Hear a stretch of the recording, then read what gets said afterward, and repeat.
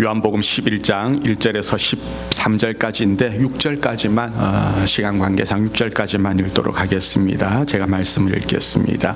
어떤 병자가 있으니 이는 마리아와 그 자매 마르다의 마을 베다니에 사는 나사로라. 이 마리아는 향유를 주께 붓고 머리털로 주의 발을 닦던 자요, 병든 나사로는 그의 오라버니더라. 이에 그 누이들이 예수께 사람을 보내어 이르되 주여 보시옵소서, 사랑하시는 자가 병들었나이다 하니, 예수께서 들으시고 이르시되 이 병은 죽을 병이 아니라 하나님의 영광을 위함이요 하나님의 아들이 이로 말미암아 영광을 받게 하려 함이라 하시더라. 예수께서 본래 마르다와 그 동생과 나사로를 사랑하시더니 나사로가 병들었다 함을 들으시고 그 계시던 곳에 이틀을 더 유하시고. 아멘.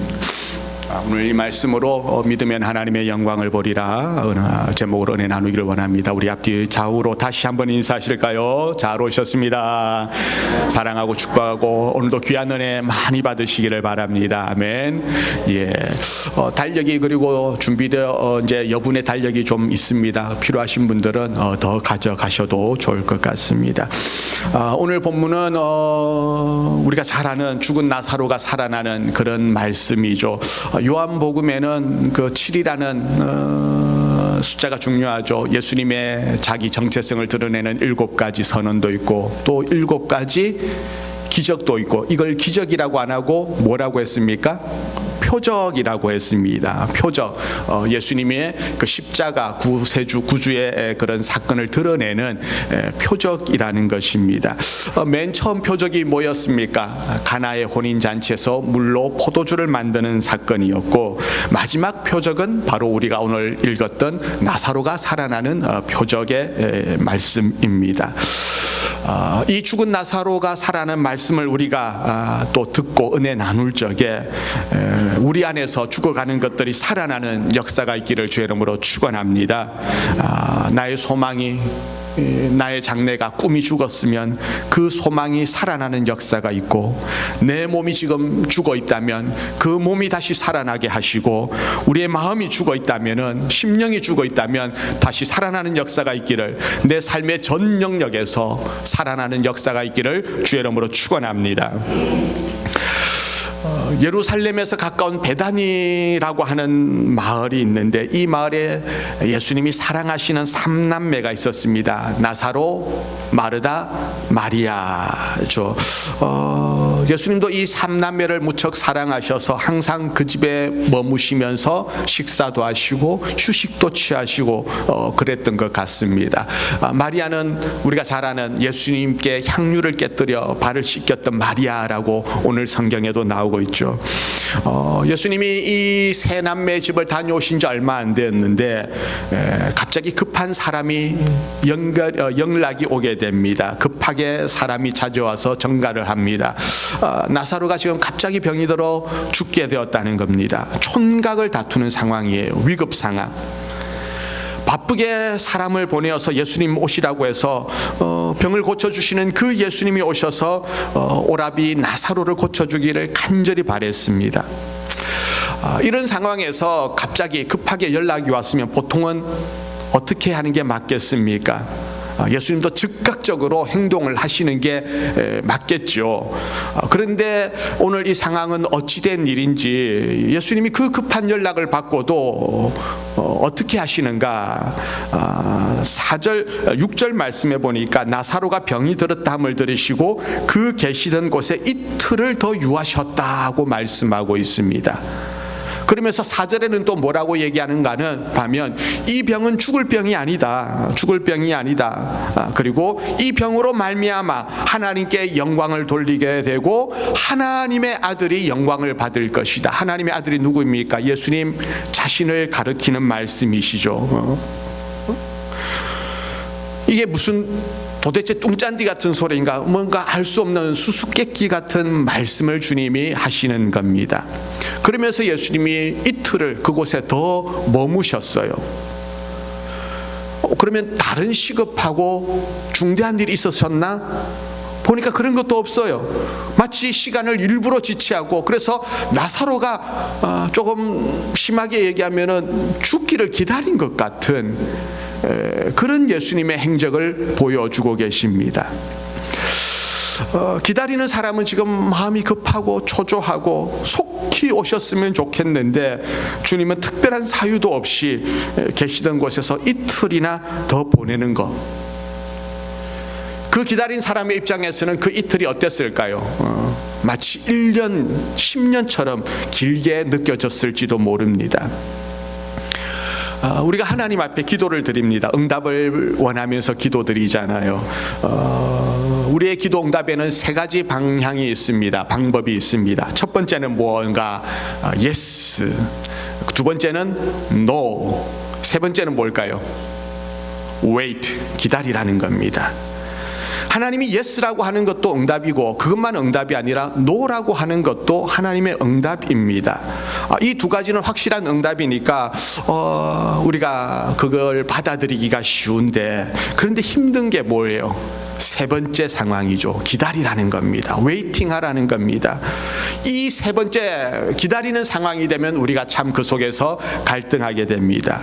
그리고 그 기다림 속에서 우리의 신앙의 참모습을 알 수 있게 되는 것입니다. 왜 예수님이 우리로 하여금 기다리게 하실까요? 우리가 이해할 수 없는 그런 시간들이 인생 가운데 참 많습니다.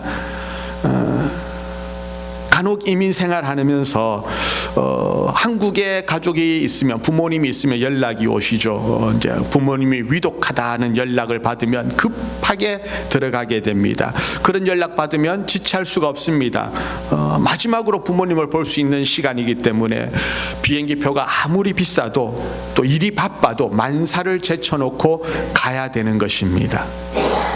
목회자인 경우에는 누가 위독하다라는 연락을 받으면 그게 밤 12시건 새벽 1시건 2시건 간에 달려갑니다. 그곳에서 또 신앙을 고백하고 기도도 하면서 마음을 평안을 주고 가족들에게 위로를 주게 됩니다. 그렇게 해야지, 안 그러면 두고 후회를 하게 되고 또 원망도 듣기도 하고 그렇게 되거든요. 지금 예수님이 촌각을 다투는 급한 상황에서도 오히려 예수님은 이틀씩이나 지체를 하십니다. 예수님이 이틀을 더 머무시는데 그 앞절에 보면은 이 예수님과 이 남매의 관계를 묘사하는 여러 가지 단어, 여러 번에 나오는 단어가 있습니다. 그게 뭐냐면 사랑하신다라는 겁니다. 사랑하셨다. 예수님도 사랑하시고 그 남매들도 예수님을 사랑하시고, 그리고는 이틀을 더 머물렀다는 거예요. 말이 안 되죠. 사랑하면 어떻게 되겠습니까? 사랑하면 급하게 달려와야 되지 않겠습니까? 만약에 사랑했다는 말이 없다면 예수님에 대해서 오해할 수도 있을 거예요. 예수님 좀 그러네, 나사로를 별로 안 좋아하셨나 봐, 이렇게 생각할 수도 있어요. 그런데 여기서는 예수님이 사랑하시기 때문에 그러기에 이틀을 더 머물렀다고 문맥이 얘기를 해주고 있습니다. 사랑하기 때문에 더 지체했다는 겁니다. 그렇게 이틀을 더 머무시다가 그리고 예수님이 베다니에 마침내 도착하십니다. 그러나 그때는 이미 나사로는 어떻게 되었어요? 죽어버리고 말았습니다. 죽은 나사로의 동생인 언니 마르다, 동생 마리아가 예수님을 맞아들이는데 이 두 자매의 모습이, 예수님을 맞아들이는 이 자매의 모습이 조금 사뭇 다릅니다. 20절 말씀해 보니까, 오늘 11장은 전체가 다 그와 관련된 내용이라서 본문을 더 찾아가면서 읽도록 하겠습니다. 20절 말씀 우리 같이 읽어볼까요? 시작. 마르다는 예수께서 오신다는 말을 듣고 곧 나가 맞이하되 마리아는 집에 앉았더라. 마르다는 예수님이 오셨다는 소식 듣고 마을 어귀까지 달려나가서 맞는데 반해서 마리아는 어떻게 했다고요? 집에 앉았다는 겁니다. 왜 그랬을까요? 왜 마리아는 앉았을까? 쉽게 생각해 보면은 마리아가 예수님에 대해서 어떻게 한 거예요?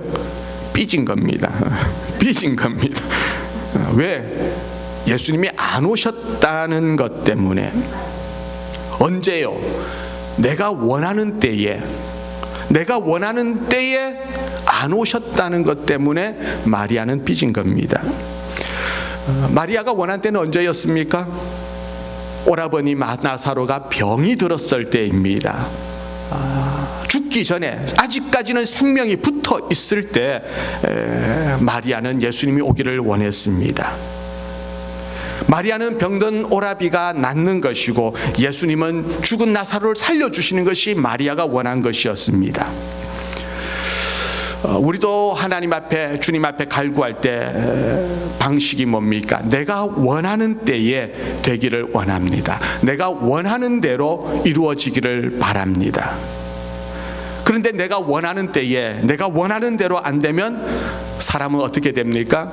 마리아처럼 삐지게 되고 마음이 상하게 되는 겁니다.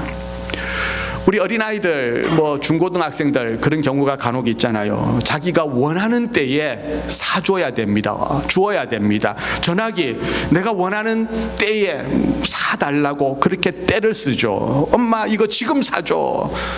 그런데 부모가 보기에는 아직 일러요. 그래서 언젠가 때가 되면 사줄게 하는데 당장 아이들은 자기가 원하는 때 안 해주니까 어떡합니까? 그 자리에 그냥 앉아가지고 때를 쓰고 뒹굴고 울고 불고 하죠.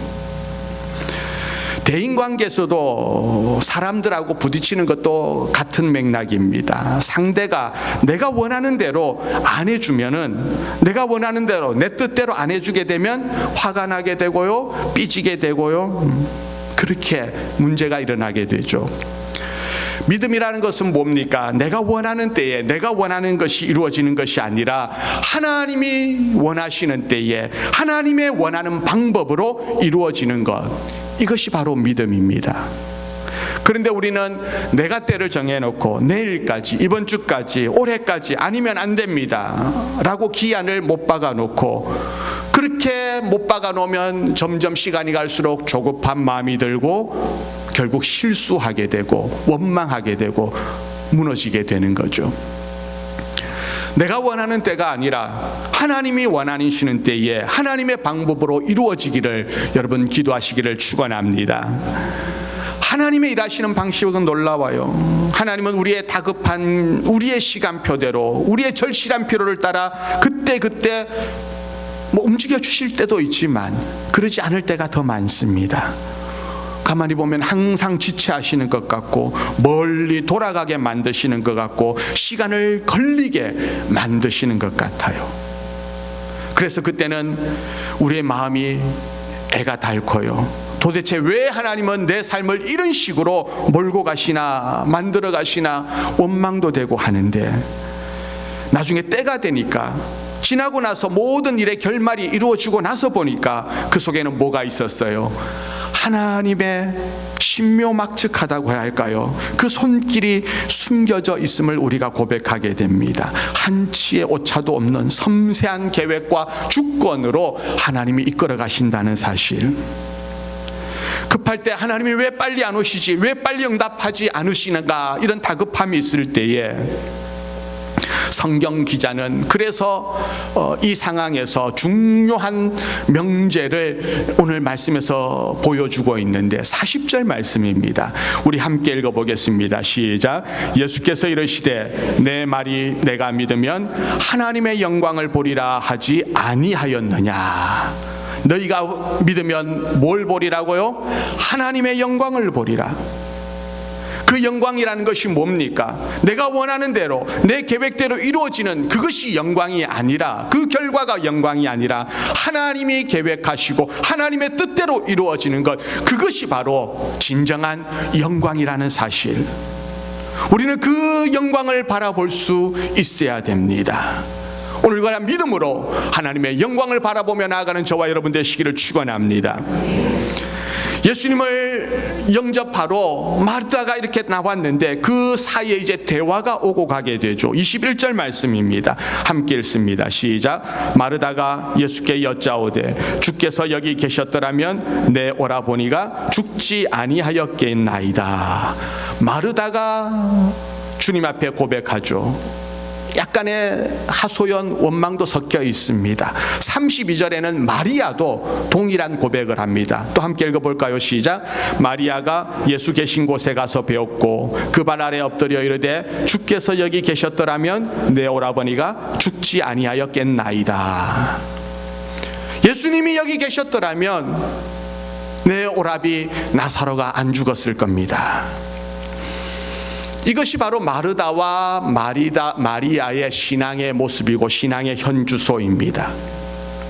예수님이 오시긴 오셨는데 이제는 뭐예요? 늦었다는 거예요.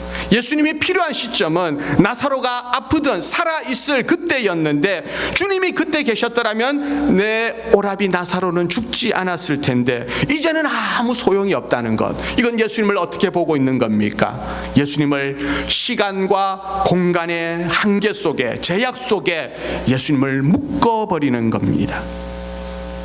그들의 말에는 하나님의 역사는, 주님의 능력은 어느 일정한 시간에서만 역사할 것이라고 여기고 있고, 어떤 공간을 제약해서 그 공간 안에서만 주님이 일하시는 줄로 생각을 하는 겁니다. 여기까지가 마르다와 마리아의 신앙이었고, 그리고 이것은 우리의 신앙의 모습이기도 합니다. 예수님이 왜 이틀을 유하셨을까요?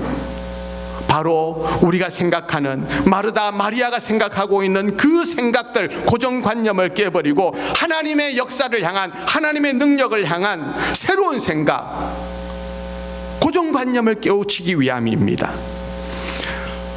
하나님이 손을 쓸 수 없는 시간은 없는 줄 믿으시기를 바랍니다. 하나님이 개입하지 못하는 시간은 없습니다. 언제든지 어느 상황이든지 하나님의 능력과 역사는 하나님의 뜻이 있으면 나타난다는 사실. 환경이 불리하고 시간은 이미 늦었고 공간은 제약되어 있고, 그러나 우리의 믿음이라고 하는 것은 환경에 관한 것이 아니라 시공간에 머무는 것이 아니라 우리의 믿음은 바로 하나님에 대한 것이고 예수님의 그 성품에 대한 것이고 하나님의 능력에 대한 것임을 믿으시기를 바랍니다. 하나님의 능력은 어느 공간에서만 제약되어서 나타나는 것이 아니라 그 공간과 시간을 뛰어넘어서 어느 때든지 위대한 역사를 일으킨다는 사실입니다. 우리 인간은 보통 제일 많은 제약과 한계를 받는 것이 무엇입니까?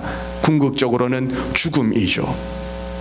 내 힘으로 어쩔 수 없는 겁니다. 그렇게 되니까 죽음이 끝이다, 죽은 다음에 마침표를 우리는 찍어버리고 그것이 지나면 이제는 끝이라고 생각을 하게 되는데, 그런데 오늘 말씀을 보니까 우리 주님께서는 이 죽음조차도 마침표가 아니라, 마지막이 아니라 그 죽음을 뭐라고 표현하시는가? 잔다라고 표현하셔요. 마침표를 쉼표로 만들어 주시는 분이 바로 우리 주님이십니다. 어떤 나이가 많은, 연세가 많으신 할머니가 식사를 할 때마다 간절히 소망하고 기다리는 시간이 있는데, 제일 좋아하는 시간이 있는데 그게 뭐냐면 밥 먹는 것도 좋지만 그 식사 끝나고 나면 디저트가 나오는 거예요. 달콤한 초콜릿도 나오고 뭐 파이도 나오고 아이스크림도 나오고 과일도 나오고. 그래서 본 식사가 끝나고 나면 그 디저트 먹을 생각에 포크를 늘 한 손에 들고, 야, 오늘은 무슨 맛있는 디저트가 나올까 기대를 하는 그런 삶을 살았습니다. 그런데 그 할머니, 그 어머니죠, 이제 돌아가셨어요. 죽기 전에 이 할머니가 자녀들에게 유언을 남기는데요. 얘들아, 나 죽으면 관에다가 내가 누웠을 때 내 손에 포크를 쥐어주게 해줘. 미국은 장례식 할 때 관을 열어놓고 다 마지막 인사를 하게 하잖아요. 화장도 예쁘게 하고 옷도 예쁘게 입고 관뚜껑을 열어놓고 마지막으로 사람들이 가서 얼굴 뵙고 손도 만지고 허그도 하고 작별 인사를 하는데, 가만히 보니까 한 손에 포크가 쥐어져 있는 거예요. 사람들이 궁금해하는 겁니다. 아니, 왜 포크를 들고 있나요? 그랬더니 그 자녀들이 하는 말, 어머니가 평소에 디저트를 좋아했습니다. 유언하시길, 이 세상도 그 디저트 먹는 게 좋았지만 하나님 나라 가서 먹을 그 디저트를 생각하니까 너무 좋아서 거기서 먹을 거 생각하면서 포크를 손에 들고 있게 해달라 유언을 하셨다는 거예요.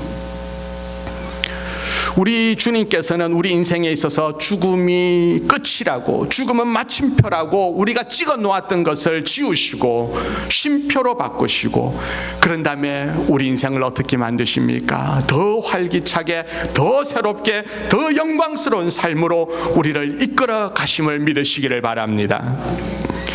예수님이 여기 계셨더라면 오라버니가 살았을 것이다 라는 이 마르다의 말에 대해서 주님이 뭐라고 선포를 하셔요? 23절 말씀에 우리 함께 읽어보겠습니다. 시작. 예수께서 이르시되 내 오라비가 다시 어떻게 하리라고요? 살아나리라. 뭐예요 이게? 부활의 말씀을 전하시잖아요. 이 부활의 메시지를 전했더니 마르다는 그럼 또 뭐라고 대답을 합니까? 24절 함께 읽습니다. 시작. 마르다가 이르되 마지막 날 부활 때는 다시 살아날 줄을 내가 아나이다. 자, 이걸 보면 마르다의 신앙이 좋습니까? 안 좋습니까? 마르다에게 부활의 신앙이 있습니까? 없습니까? 있습니다. 분명히 부활신앙을 가지고 있잖아요. 그런데 부활신앙을 가지긴 가졌는데 뭔가 부족합니다. 50점짜리에 불과합니다. 왜 그럴까?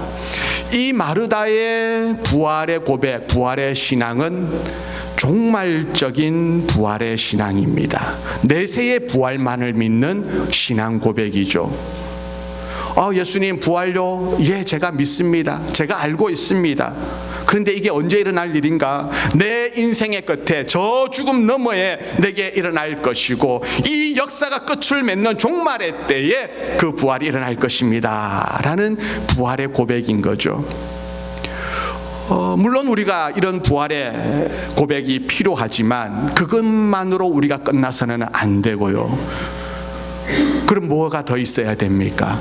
오늘 현재의 내 삶 속에서 우리는 부활의 능력을 가지고 살아가야 됩니다. 종말의 부활은 오늘날 현재의 삶 속에서 능력이 되지 못하는 경우가 많습니다. 우리가 예수를 믿고 산다는 것은 먼 훗날 죽어서 천국에 갈 것을 확신하고 사는 그것만이 아닙니다. 주님은 부활 죽음 이후에 그 부활뿐만 아니라 오늘 현재의 삶 속에서도 내가 부활신앙을 가지고 살아계신 그 하나님과 동행하면서 살아가기를 원하십니다. 우리 살아계신 하나님께서는 하늘에만 있는 것이 아니라 이 땅에서도 오늘 지금 이 순간에도 우리와 함께 하심을 믿으시기를 바랍니다. 그래서 이 부활의 사건은 나의 매일매일의 삶 속에서, 내 일터에서, 내 가정에서, 교회에서, 날마다의 삶 속에서 현재적인 부활의 능력을 경험하고 살아가야 되는 것이 진정한 부활을 믿는 성도의 삶인 것입니다. 그래서 예수님께서 이 말씀을 하시고 난 다음에 성경 말씀, 많은 말씀 가운데 가장 중요한 구절을 말씀해 주셔요. 25절 26절인데 우리 함께 또 읽습니다. 시작. 예수께서 이르시되 나는 부활이요 생명이니 나를 믿는 자는 죽어도 살겠고 무릇 살아서 나를 믿는 자는 영원히 죽지 아니하리니 이것을 내가 믿느냐. 아멘. 나는 부활이요 생명이다. 하나님의 역사는 살아있을 때만 나오는 것이 아니라 우리가 죽었을 때도 유효하고 또 종말의 때에만 부활하는 것이 아니라 지금 현재 이 순간에도 그 부활의 능력을 경험하며 살아가야 함을 말씀해 주고 있습니다. 이렇게 마르다에게 말씀하신 주님이 그리고 마침내 무덤으로 가게 되죠. 예수님 나사로가 묻힌 그 돌문으로 가게 되는데 예수님과 나사로 사이에 가로막혀 있는 게 있습니다. 바로 돌문이 있죠.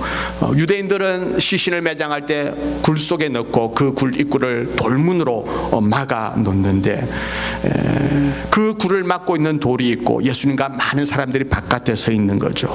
예수님은 무덤 앞에 서서 돌문을 옮겨 놓으라고 말씀을 하시죠. 그때 마르다가 또 뭐라고 얘기하는가? 39절 말씀입니다. 함께 읽습니다. 시작. 예수께서 이르시되 돌을 옮겨 놓으라 하시니 그 죽은 자의 누이 마르다가 이르되 주여 죽은 지가 나흘이 되었음에 벌써 냄새가 나나이다.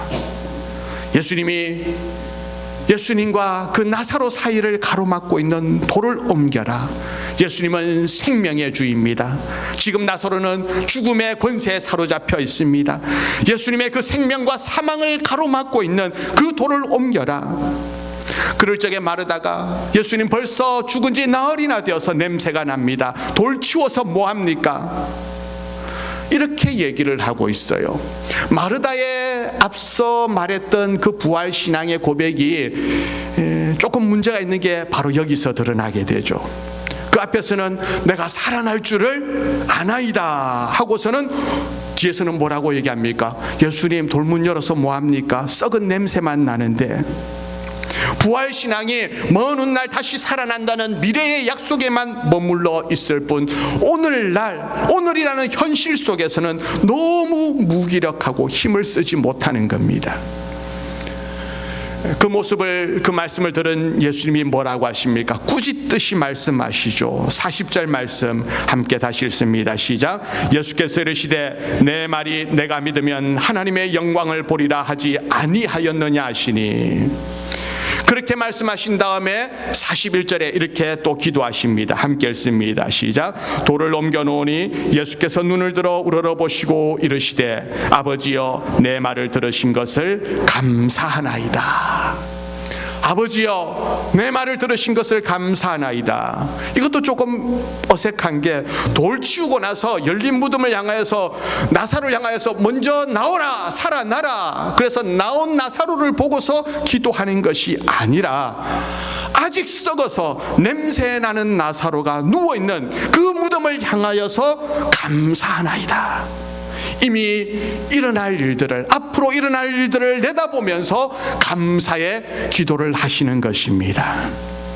그리고는 큰 소리로 나사로야 나오너라. 그 음성을 들을 적에 무덤에 있던 나사로가 일어나서 뚜벅뚜벅 걸어 나오는 거죠. 나사로의 부활은 2000년 전에 일어났던 역사적인 사건이지만 그것으로 끝나서는 안 되는 것이고, 오늘 우리의 삶 속에서도 내가 죽어있던 자리가 생명으로 변화되어지고 내 삶이 살아나는 그런 기적의 삶으로 이어지기를 주의 이름으로 축원합니다. 우리의 부활이 장래의 종말의 때만 일어나는 그 부활이 아니라 그 약속된 사건, 물론 그것도 중요하죠. 그러나 오늘이라는 현실 속에서 내 눈으로 보면 막막하고 암담한 현실 속에서도 매일매일 그 주님의 그 부활의 현재성을 믿고 그 부활의 능력을 경험하며 살아가는 저와 여러분 우리 모두의 삶이 되어주시기를 주의 이름으로 축원합니다. 우리 함께 찬양하며 나가겠습니다.